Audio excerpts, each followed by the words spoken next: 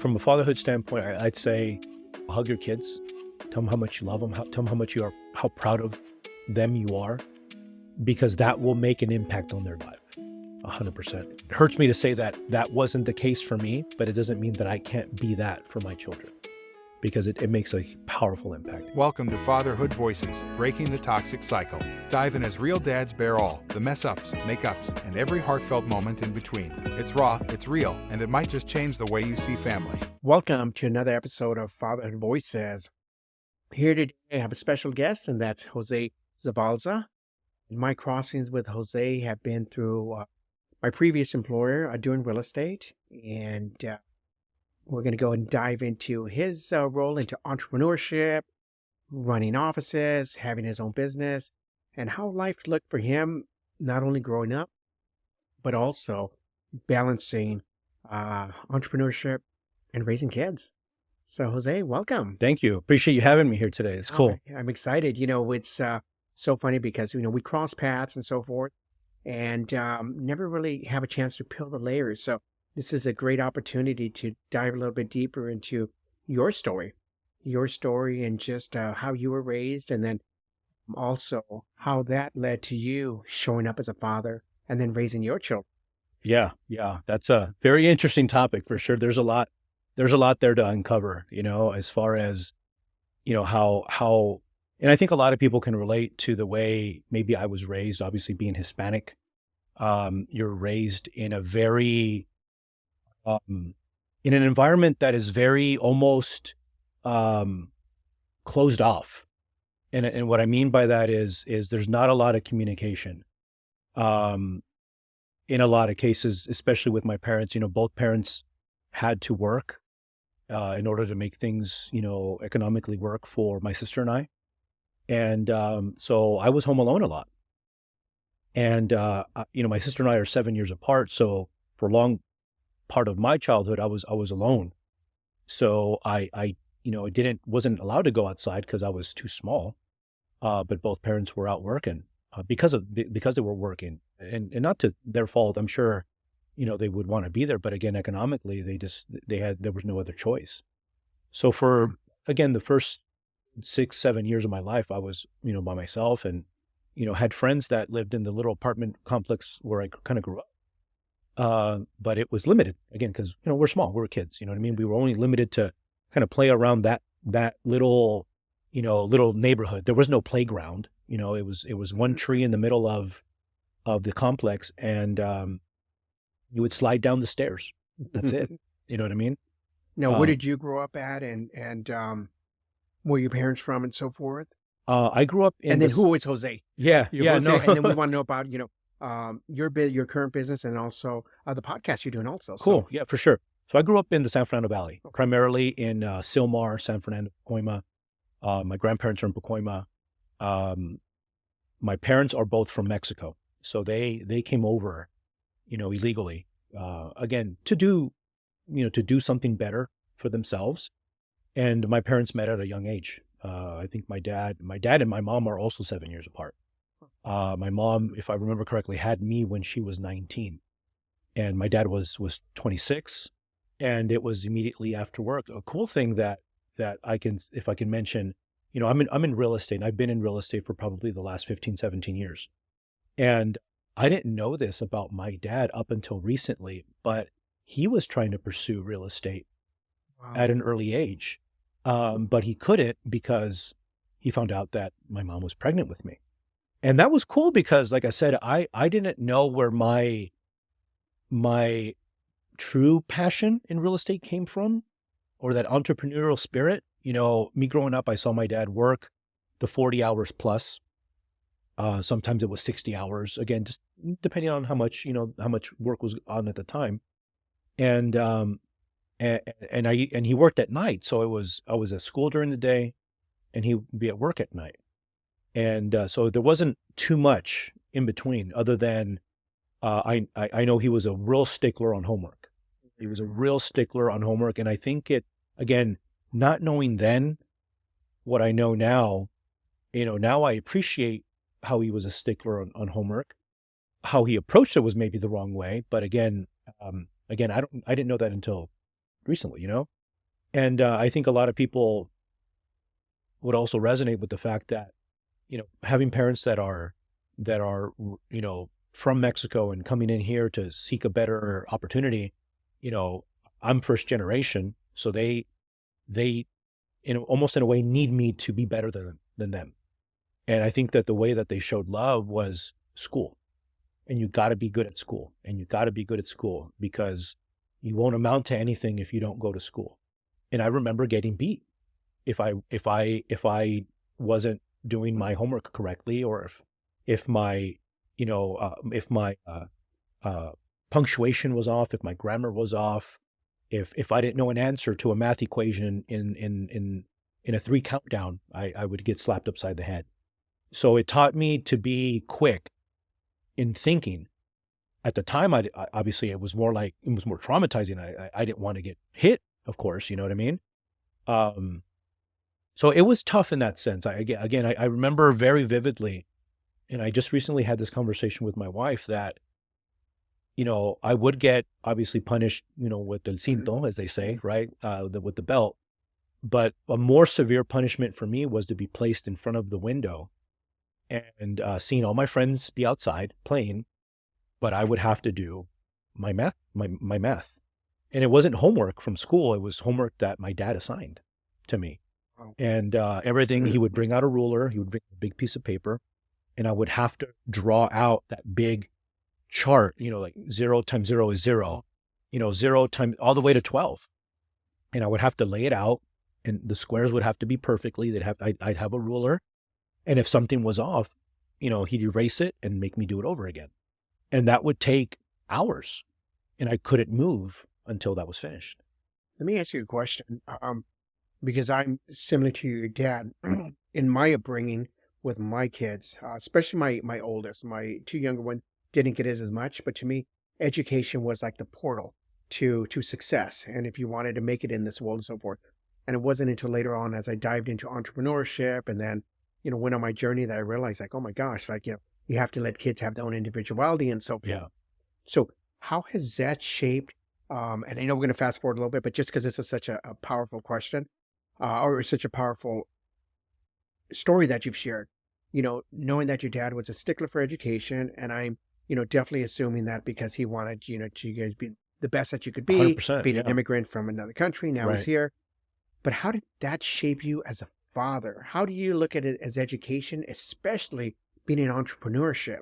Because there's, you know, to me, I've now come to realize that even though I thought education it needed to be done, I've come to realize now, as I've grown with wisdom, is that although education is the foundation, sometimes it's more just allowing your children to be and just find their own ways. So 100%. And for a long time, I was on the path to go to college. As I grew older, you know, my parents got divorced when I was around 18, 19 years old. And so they were going through their thing. And during that time, I did a very brief 3-4 month stint at a college in Burbank called Woodbury University. And at that time, what I thought my passion was in architecture. So I went to school for architecture. Something happened there where the teachers just made me not like it. You know, within that area, I just knew that there was something better for me. What it was, that I didn't know. I just knew that I would always find a way to make money somehow, whether it was working, because I worked at a movie theater for a brief time.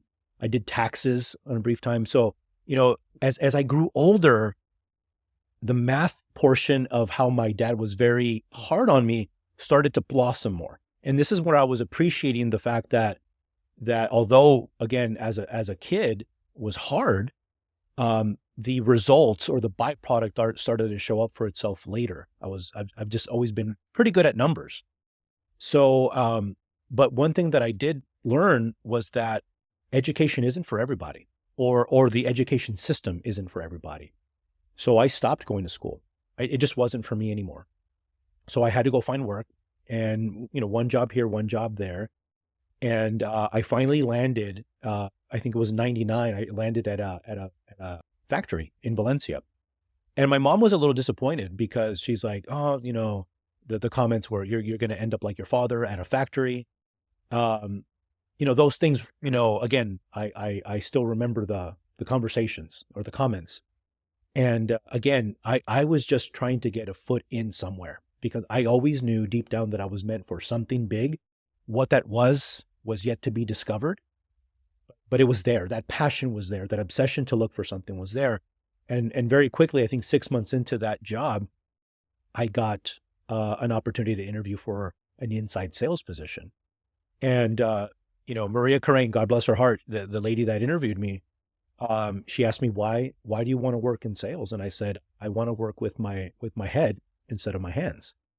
And that was me selling her. Right. And that started to open doors, to people in much higher positions. And, again, if you were to look at me, I'm 45. If I were to go back in time 25 years ago, you're looking at a younger version of me, obviously, mustache, white shirt, chain, and you almost kind of get the immediate impression of this guy's a cholo or a gang member or a gangster to some degree, because I had, it was Levi's and a white shirt. That was the fit, right? That was the fit in the late 90s, right? And it took someone else to believe in me more than what I believed in myself. And I owe that first, thank you to a couple of big mentors at that company, which were the president and the vice president, that said, hey, why don't you just tag along with us? And they would start using words that I never heard of, but I would look them up. What does this mean? Why are they using it this way?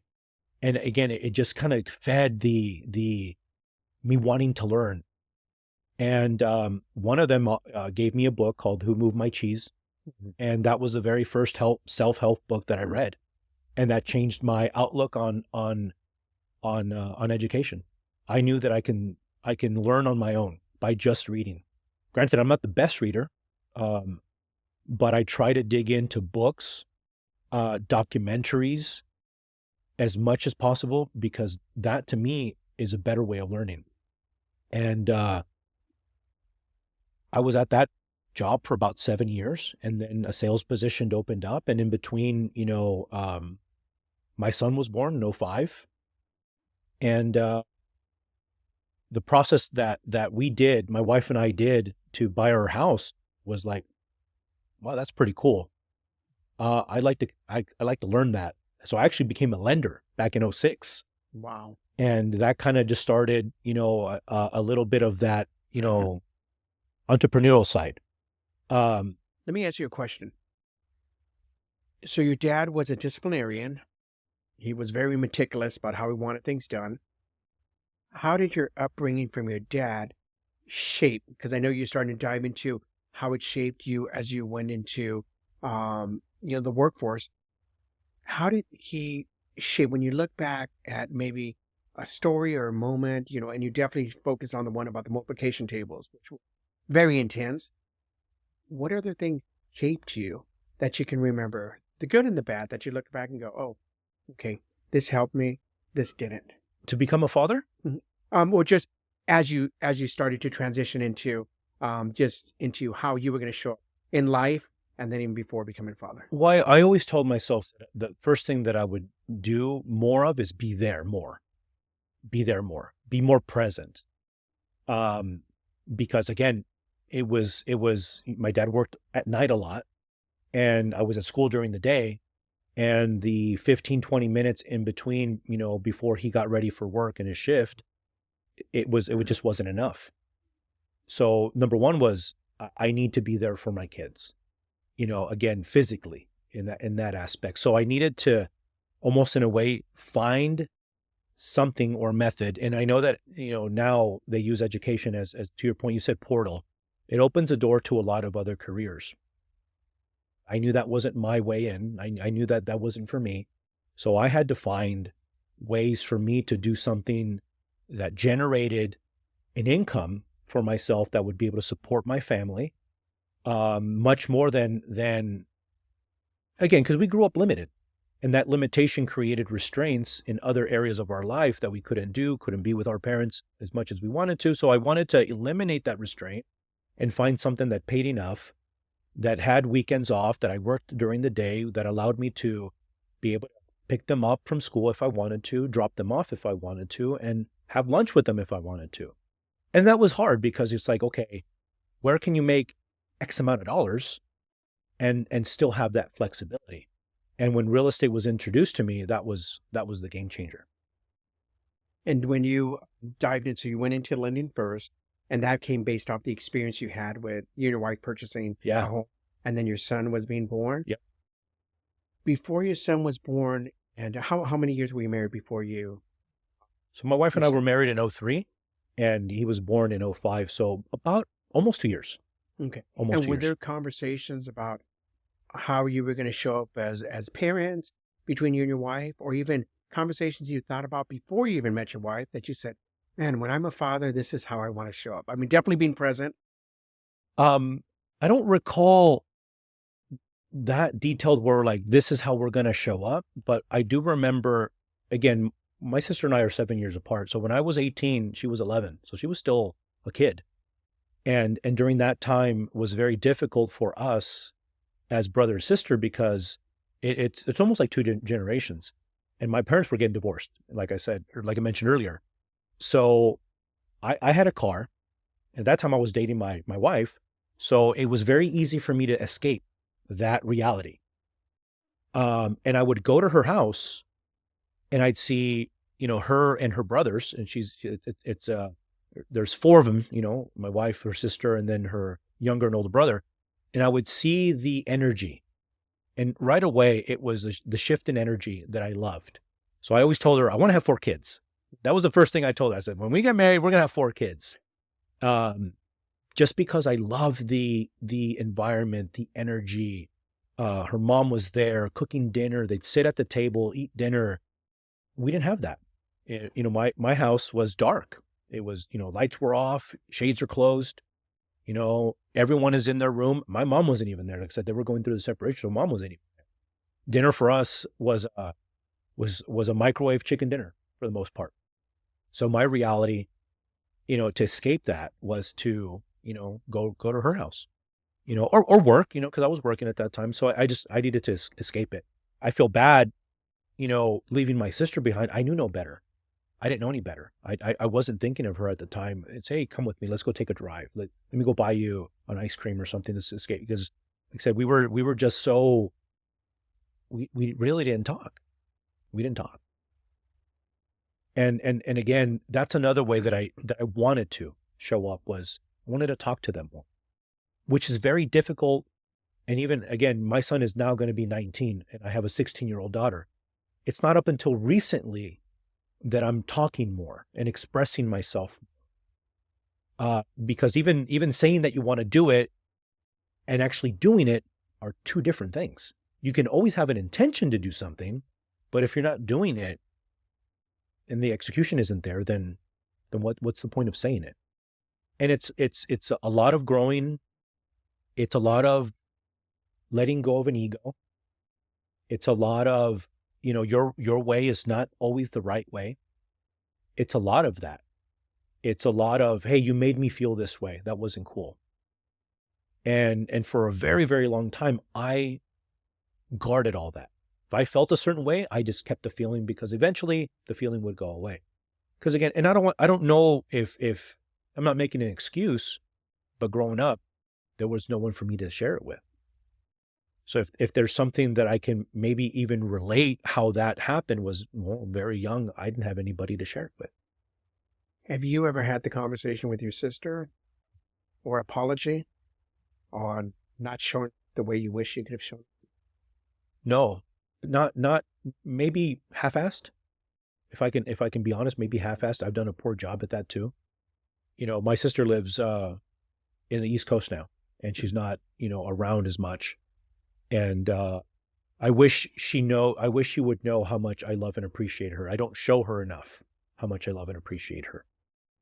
And I know I should. And see, even that, is something that I'm working on from a vulnerability standpoint. It's difficult. It's easy, but it's not at the same time to show emotion, to be vulnerable, because, if I can go way back in time again, I was always made fun of being the fat kid, being the stereotypical being picked last. That was me. I was a second grader wearing size 28 pants. You know what I mean? I had to wear men's size pants and have them, cuffed or altered on the legs so they'd be almost like wider because clothes didn't fit me. I was just a fat kid. So to some degree, maybe I was bullied. So I took all that anger, the anger I felt, and I feel that I was able to harness that anger in a positive way, and I showed it. I let it out at work, and let me show you what I can do. Let me prove to everybody that said that not going to school and and not following the quote unquote American dream or the that system. Let me show you what I can do on my own, and that's what really fueled me, up until recently. And as you started this journey of vulnerability and starting to open, is there a moment or a situation that happened that finally forced you to reflect, Yeah, or yeah. there was a choice that you made that you're like, okay, well, this isn't the way I want to show up anymore? Well, it's both, obviously, right? There's that moment of reflection, and this is where I have to thank my wife for, because my wife knows me more than probably I know myself. And when it came to my family, my mom, my dad, to this point, to this day, they still can't see each other in the same room, and that breaks my heart that I can't have them over for the holidays, or we all can't be together. And as they say, at least be Civil and civil, cordial. you know what I mean? Cordial with each other. And for years, she said, well, why don't you do something about it? Why don't you initiate a conversation? Yeah, I will. Yeah, I will. Yeah, I will. And it was always, yeah, I will, because I didn't want to deal with it. Up until recently, even with what I do as a living, I'm a real estate coach. And we were having a conversation about potentially pursuing, another stream of income, if you will. And my wife very bluntly asked me, she's like, when will you be happy? When is enough enough? And I very quickly said, I'm happy when I'm with you guys. I'm happy when I have time. I'm happy but why can't we have more? And she's like, what's more? More of what? And that last conversation, which happened very, very recently, by the way, very recently, is what I needed to say, where I needed to take a step back and say, what does make Jose happy? And what really makes me happy is, again, spending time with my family, with her, with my kids, being present, not having that crazy schedule, because, previously to me coaching, or kind of in concurrent, I owned an office, and that office had a lot of agents. But with that came a lot of, it required a lot of time, a lot of energy. So when I would go home, I'd get home exhausted mentally. And again, which contributed to me not sharing motion, because I didn't want to, because I didn't have the energy for it. So it presented a lot of conflict at home, because I gave it all at the office and I didn't give it all at home. So when my schedule became better, which is practically in 2023, January 2023, my schedule just became a little bit more opened up, and I was able to almost like click reset on a lot of things. It allowed me to stay home more. It allowed me more freedom. And like I was saying earlier, that conversation that I had with my wife just earlier this month, by the way. Wow. That's how quickly things are really showing up. If you allow things to show up in your life, they'll happen. The other side of it is is you acting on it and you making the choice to execute. And like I was saying, I'm exploring these other. Hey, let's why don't we do this? Why don't we do this? And that's when she's like, when are you going to be happy? When's enough enough? Well, I want this. He's like, don't you already have that? And that was that reflection. And I now know more so now than ever who I am authentically. I've had to audit the audience that I allow in. Social media is one of them. You know, you follow all these influencers, and the number one thing that they push is money. So when you have money, how much money is enough? Is it ever enough? And honestly, for me, there is a limit. You know, I don't need to be a multi-millionaire. I just want to have freedom to do what I want, when I want, with whom I want, and not be limited. Does that have a financial tag or alignment with something? Sure it does, right? It doesn't have to be $20 million. It doesn't have to be 30 or 10. So I had to completely audit the audience that I was allowing in to feed me, because it was sending mixed emotions, mixed signals. One day I was this, the other day I was this. I was like, I can't do that anymore. And that's powerful, because now that you've found true path of freedom is what you're looking for, it's something you can instill on your kids as they're going into adulthood and transitioning. Because similar to you, I was always chasing and looking for that next deal or that next opportunity. And when is enough? Enough. And it wasn't until my spiritual journey that I started to unravel that I had literally had to purge out money, had to purge out that whole mindset and ego. And like I said, we follow these very masculine influencers, and it's just grind, work. But no, in the process, I missed out on my children growing up. I missed just so many opportunities with family and so forth. So definitely understand where you're coming from. You know, something you mentioned, it's funny because last week we had some, and she shared her perspective as a daughter and growing up, and when her mother and father separated, and for 16 years, her mother and father couldn't be in the same room because there's that animosity, that hurt, that hatred. And it was her daughter on her 16th birthday, no, it was her 15th birthday, that said, no, I'm not my quinceañera.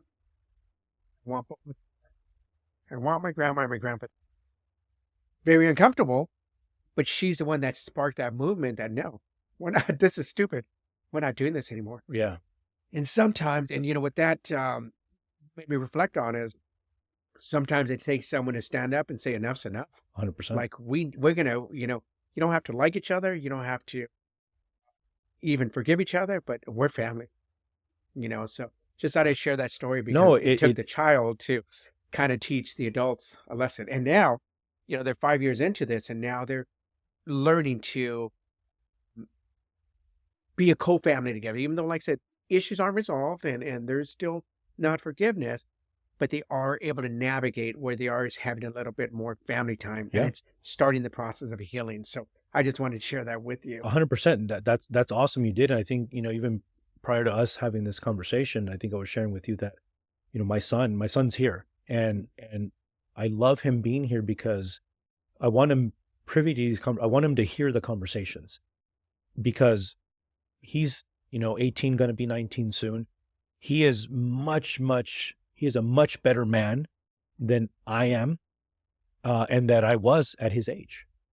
You know, he's taught me things. At his age, he has taught me how to be a better father, because he'll come and look for me and say, hey, Dad, let's talk. It takes him. And to me, it's like, whoa, that should have been coming for me. You know what I'm saying? So subconsciously, he's teaching me. And I love that about my son, is that my son is very connected with God. And he's almost like I don't want to say the conscious of all of us at home, but he does bring that spirit, very gentle, very, very, harmonious kind of energy about him. And that's, again, that's just, you know, I love my son to death because of that. One of the things that I've started to do is, and I've recommended this to a couple different people. Have you ever sat down with your children individually and just asked them, how do you want me to show up as a father? And sometimes the results can be very, emotional. They can be very mixed because as fathers, we think we're showing up one way and we think we're providing what they need.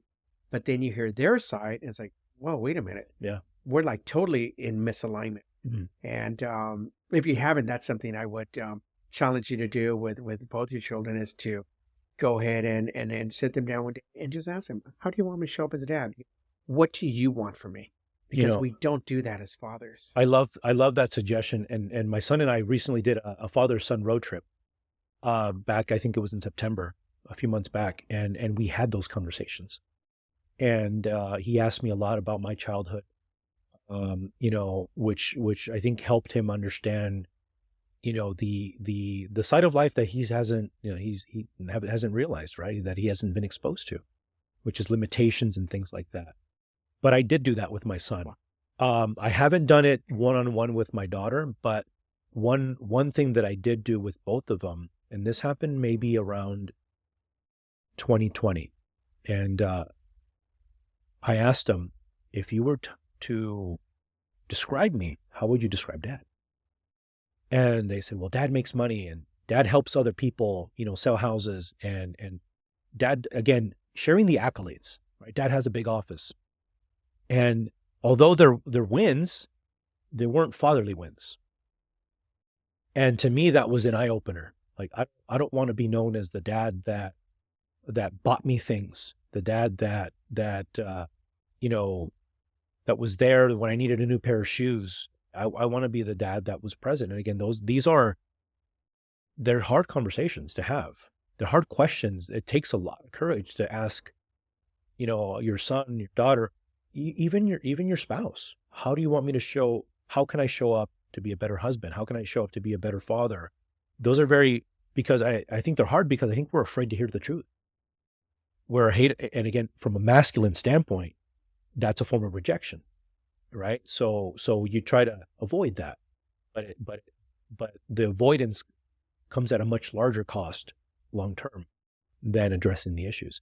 So again, that's something that, again, very recently that I've been going through from an emotional standpoint, a vulnerability standpoint. I think a lot of it is attributed to my connection with the big guy upstairs, how he's just said, hey, it's okay.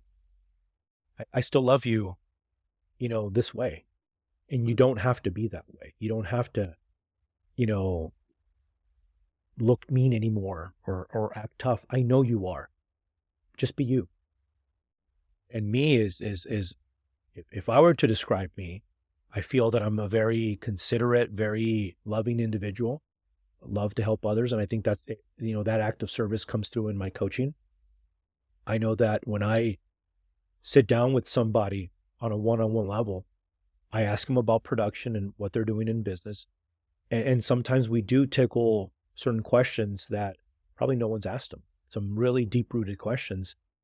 I am of the belief that if they were to start to dive into, fixing certain issues, whether it be at home or something down here, right? The byproduct of that is better production, just because it brings peace of mind. I don't say it cures the fear, because some people have a fear of failure, some people have a fear of success. So whatever that fear is, it almost pushes that out because now there's peace of mind. Now, being a real estate coach and an entrepreneur, do you sometimes fall into that pattern of maybe coaching your children more than parenting them? And how do you find that balance? Because I've stumbled into that before where I want to step in and I want to help them, and then it turns into chaos or it turns into a big mess. Sure. Yes, I have, because you feel what's best for them, right? And what my wife and I have discovered, again, just recently, again, it's almost like a very fluid, very dynamic, changes are going on all the time, again, because my daughter's 16 and still in high school, so still involved in the ups and downs of high school, right? So we feel, I can say, yeah, I probably, coach them more than just listen to them. And I think I feel I'm doing a better job of just listening to them. And if they ask me for advice, I'll give it to them. But they have to just go through life on their own to some degree, and experience, relationships ending, friends or boyfriend or girlfriend or whatever that entails, because that's just life. And they'll have to learn how to navigate through those emotions on their own. And I think that's where my wife plays a really, really important role in our family, is that she connects with them well from that standpoint and is able to, again, just say, hey, it's okay to cry. If you need to cry, cry. If you need to be angry, it's okay to be angry, but understand where that anger is coming from, and ask yourself, did you contribute to that anger? Did you contribute to you being angry? So she does a much better job than I do. I'm still learning in the process, but we feel that we're doing a better job. I can say that I used to, again, as a coach, like you said, you want to fix, you want to resolve the issue, right? And a lot of times as a coach, you don't listen. Well, I shouldn't say, as a parent, you don't listen because you're always trying to fix. And I think we're just listening more. So you just came back from this road trip with your son, and it just kind of sparked a memory for me that I wanted to share.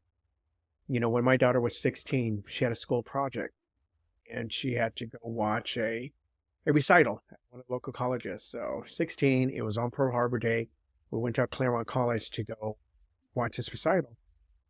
And just in casual conversation, we went and we said, oh, we're going to be out in Claremont. We're living up in the high desert. I said, oh, well, let's grab some dinner before, and then let's go to this recital.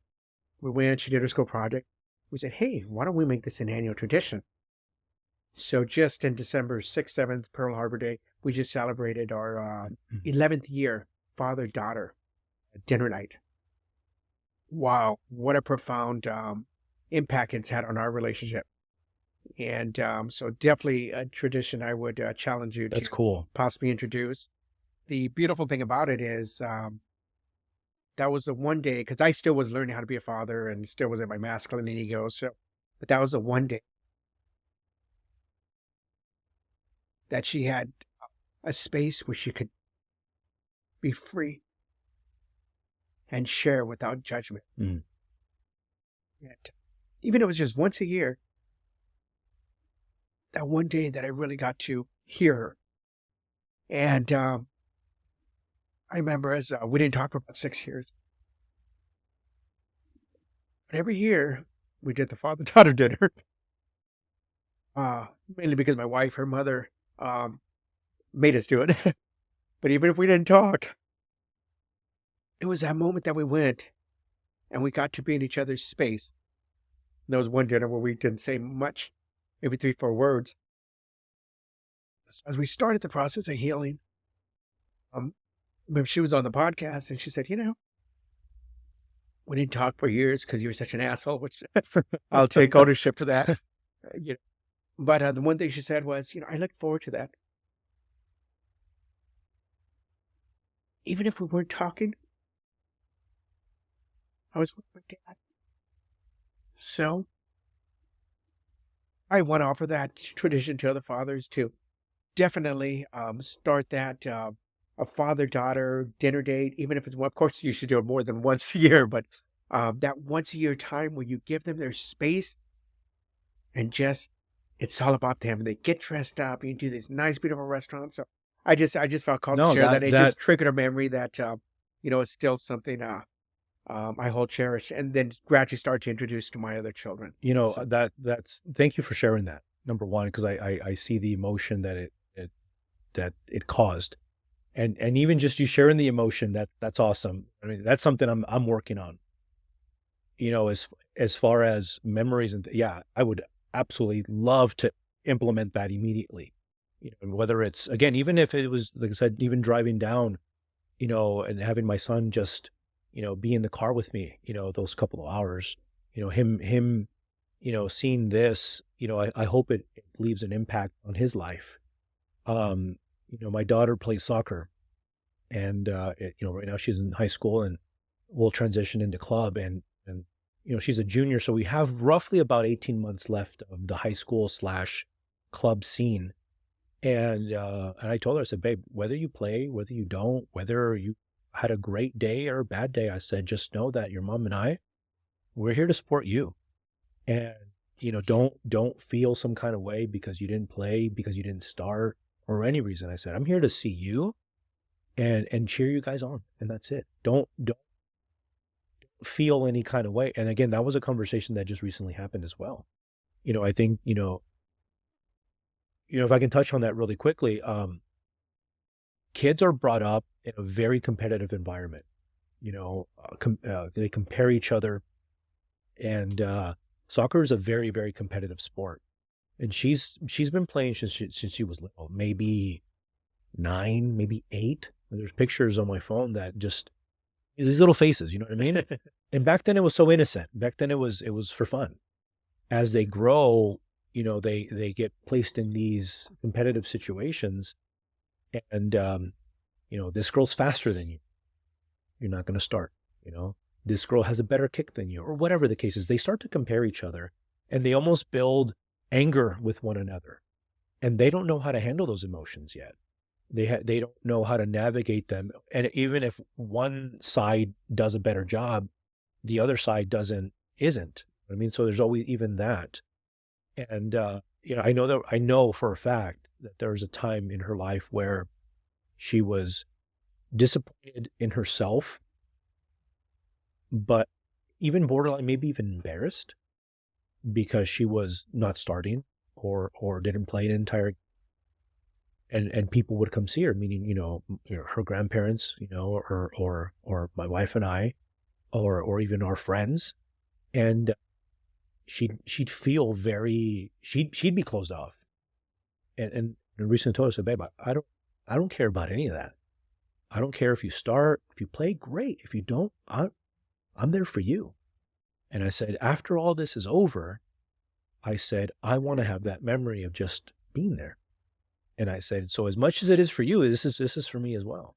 Because like I said, I can see how she lights up when she's out playing. But I know that there's a battle within not only her, but all their heads. Why am I not starting? Why wasn't the ball passed to me?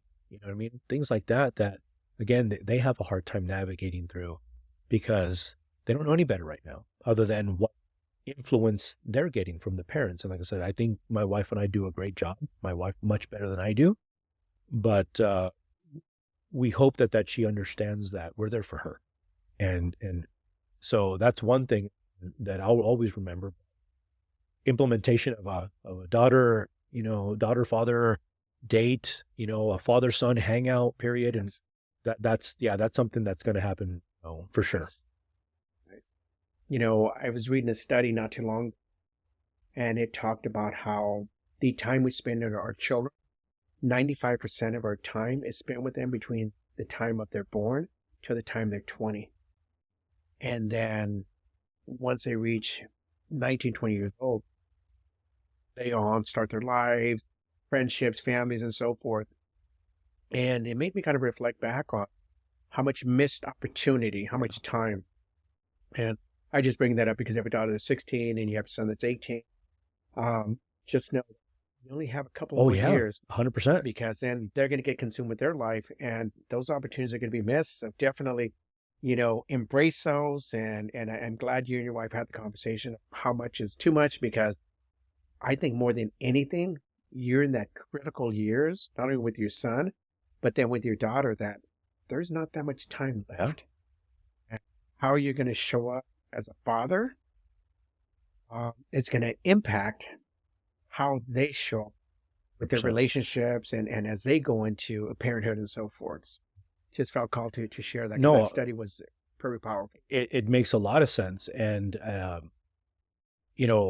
few months ago, I think both of them were out for a weekend with friends, or they went to a church event or something like that. And even, that relationship that my wife and I have as a couple, she has spent, the last close to 20 years raising kids. and me in there, and in between she's had jobs, of course, and things like that. And then it was just her and I at home. It even gives us an opportunity to reconnect, and get to know, each other again, because obviously things change, likes change, and it's cool just to have those types of conversations. How can I be a better husband? How can I be a better wife? How can I show up better? And like I said, from her standpoint, the message to me was, you got to show up emotionally too. And again, it hits you right between the eyes, because it was something that I have not uncovered for many, many, many years, decades, for vulnerability reasons, excuses. Honestly, I mean, if you want to cut the mud, it's just BS excuses, right? It has to be done. And she made this comment. She's like, the breakthroughs in your business haven't even happened yet. Once you start to heal and heal here, everything else will just follow suit.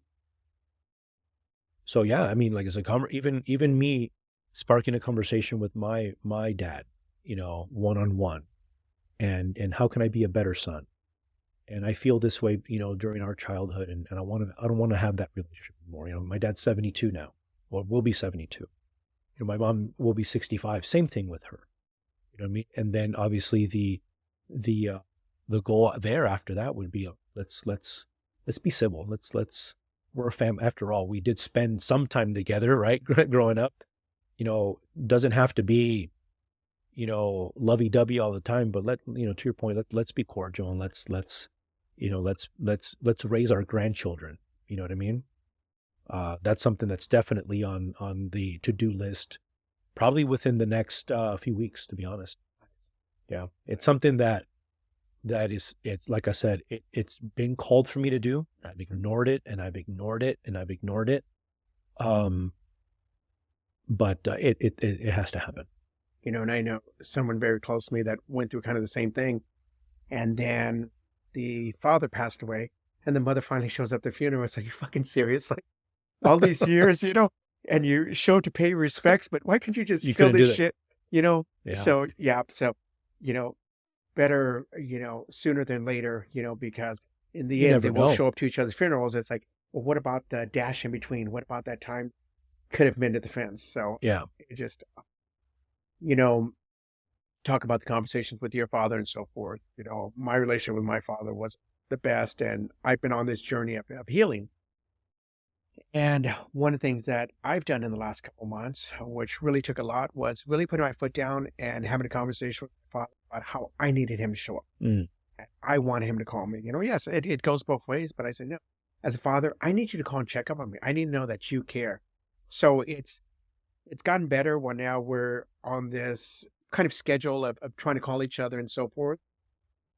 But it finally took me to kind of let that ego down and just go like, okay, well, if he's not going to, we're going to continue to do this for the next couple of years, somebody has to reach out and set up the olive branch. And I finally just said, okay, if you don't call me, then I'm going to call you. And so now it's kind of started to become a routine or a habit. And now it's opened up the dialogue, and we're staying on the phone more than 2 minutes, so now the longer conversations, it's not just scratching the surface Sure. of just like, oh, how are you doing? How's things going? No, but now having a little bit deeper conversations. It's interesting you say that, because for a long time, again, this is where the masculinity and the machismo and the ego show up, right? Yeah. I was on running that same program. No, he's got to call me. He has to call me, and I'll pick up the phone when I feel like, even if he does call me, I'll pick up the phone when I feel like talking to him. Then that control comes in. I mean, but it takes more courage, and a bigger set of balls, honestly, to say, you know what? No, this is dumb. We gotta hash this out, and let's talk. And that's what I'm finally realizing. That courage isn't the one that barks the loudest or is in control. I think that's more of an insecurity thing. And for many years, I was on that program, where I think a lot of men are, right? But no, it's the opposite. It's funny. I had a good friend of mine on, Tommy Dorsey, on it probably a couple months ago, and he went through the same thing with his dad. And finally, one day in adulthood, he just said, "Dad, how come you don't call me? How come you never show up? And the response that he got was, he wasn't expecting it. He says, I just never wanted to bother you. You're just always so busy. So sometimes what we think in our head is the answer, or it's not the case. Sometimes Yeah. they just don't want to disrupt us, and it's the exact opposite. So having those conversations, it's always surprising to hear what the response is, Yeah. because sometimes we played this story in our head for years and years, and then you're like, oh my gosh, it was just, miscommunication, or just this story that kept, this separation for Yeah. so And long. you feed it and you feed it and you feed it, and it ends up being not the case. I know exactly what you're saying. Exactly what you're saying. Yeah. So as we start to wrap up, by the way, thank you for sharing so, many stories and messages. What are your parting thoughts as far as fatherhood? So you're on this new journey, and you talked about, vulnerability and just starting to show up. What does that mean? What does that mean when you say, I'm learning to show up as a husband now? I'm learning to show up as a father now. Like, what does that? Because we throw around these words, but give me examples. If you could help a father that's now on this journey where they're realizing, like, there's machismo, and a lot has to do cultural, so the Yep. machismo, and then the ancestral lineage and all the bullshit that's passed on from generation to generation.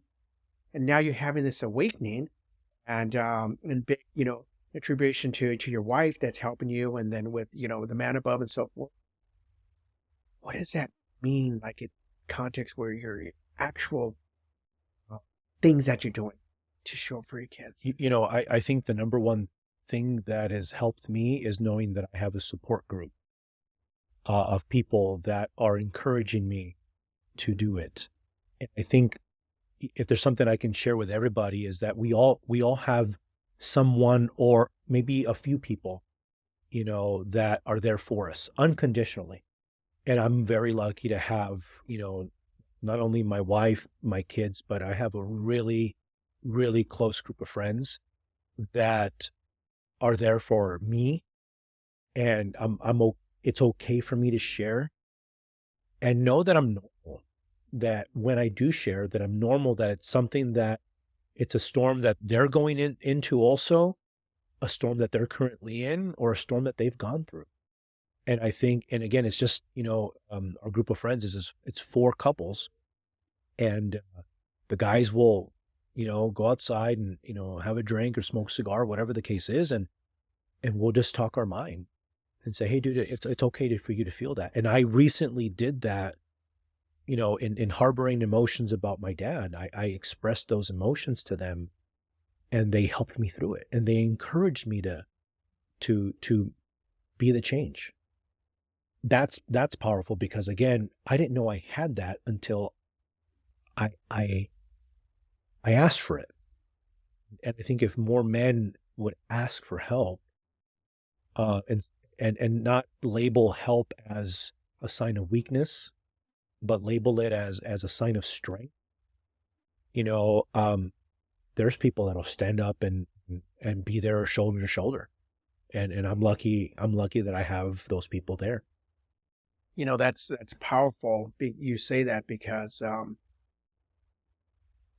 what I've gone through most of my life is groups. So whether it was family, cousins, or friends, and you get together, and then the girlfriend and the wives go to one side, the men do the other side, and it's the bullshit, sports, bitching about work, complaining, Yep. talking about how the kids are fucking up their life, or et cetera, et cetera. But nobody's willing to open up and just saying, like, hey guys, like, I'm struggling here, or I Yeah. need some help.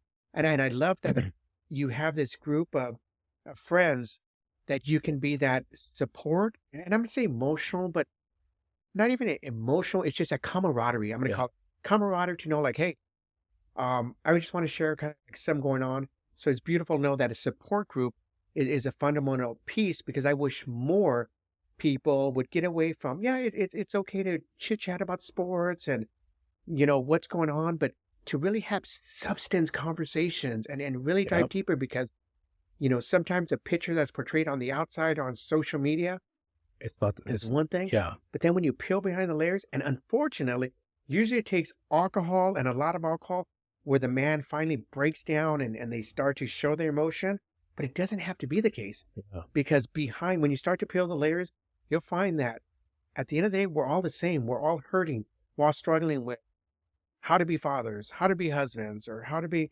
boyfriends, how to be sons, how to make money financially, yeah.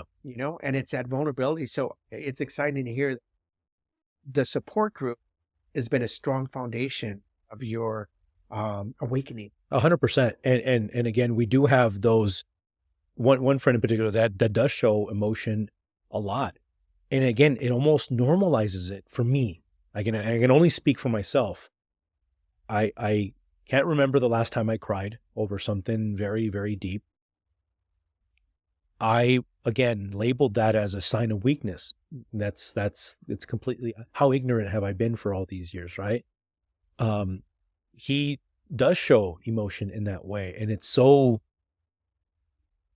touching. It's so like, wow, thank you for just sharing how you feel and that emotion, because it's like helping me lower my guard. You know what I mean, to some point.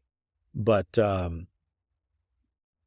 again, if men would understand that we're normal, we're all trying to, we all have the best intention to be the best father, the best husband, the best friend, uncle, whatever. You're normal. Your struggles are my struggles.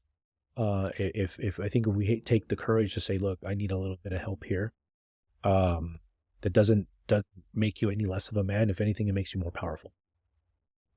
Let me ask you a question about your coaching, because as you're a real estate coach and you coach realtors on how to improve their business and probably systems and protocols and so forth. But what about, as you're coaching, you're diving deeper into their lives and trying to get their mindset and so forth. But what happens when you uncover, personal things like, I'll just say men in particular that maybe aren't showing up for their families or for the kids. Do you incorporate some of that coaching? Do you strictly just focus on business, or do you also try to incorporate more of the personal aspect of it? It's a very fine line for sure. It's a very, because they hire you for production purposes, right? Through the line, through the conversations, and that's what really coaching is. It's a conversation, and it's both sides having to show vulnerability in order for the growth to happen. So there's been cases where I've seen that, and I said, let me tell you something. Go, look, you want that over there, and I'm going to tell you that's not going to happen if that isn't fixed. And that's as much as I say, just because I don't want to, I don't, it's a fine line. For me, it's a very fine line. There's obviously multiple sides to a story. There's all sorts of things that, variables that I'm not aware of, but I do tell them, if this wants to happen, you got to fix that over there, because that will consume your mind. That will stress you out. That won't allow you to do other things. I said, because again, for me, production, you have to have peace of mind in there. That'll allow you to do that, amongst other things, forgiveness, amongst other things, of course, right? But that has to be resolved in order for you to allow that breakthrough to happen. If not, you're adding more boulders to your own shoulders. And I think in the words of what your wife shared, that you shared earlier, was when she gave you kind of that wake up moment and said, got to deal with all this in here 100%. first before you find your happiness. Yeah. I think the coach was being coached. Yeah, to some point. Yeah. Sometimes it shows up in ways that you least expect. 100%. Yeah. If as the old saying goes, if the student is ready, the teacher will appear, right? I'm ready. So all of these messages are appearing because I'm open to receive. If you're closed off, the messages may be there, but you're just not receiving. And as we start to wrap up this episode, are there any final items, issues you want to touch on with fatherhood and entrepreneurship, or even just in general? From a fatherhood standpoint, I'd say, hug your kids, Tell them how much you love them. Tell them how much how proud of them you are. Because that will make an impact on their life. 100%. I'm, it hurts me to say that that wasn't the case for me, but it doesn't mean that I can't be that for my children, because it makes a powerful impact. Again, whatever they decide to do in life, whatever career path that they're choosing, I'll be there to support them. My son or daughter may or may not be in real estate, and I'm okay with that. They may or may not go to school, and I'm okay with that. As long as they're pursuing something that is going to positively impact the community and themselves, I'm going to be their number one supporter. Now I always like to joke around with fathers and say, "Who's your favorite?" Don't answer that. We don't have favorites, right? They're both my favorites. They're all my favorites. Yeah. No. Thank you so much. Oh, thank and you. as we wrap up this episode, another Fatherhood Voices, and diving into the story of entrepreneurship and father and disciplinarian as a child, and how that showed up. Another episode of Fatherhood Voices, Breaking the Toxic Cycle.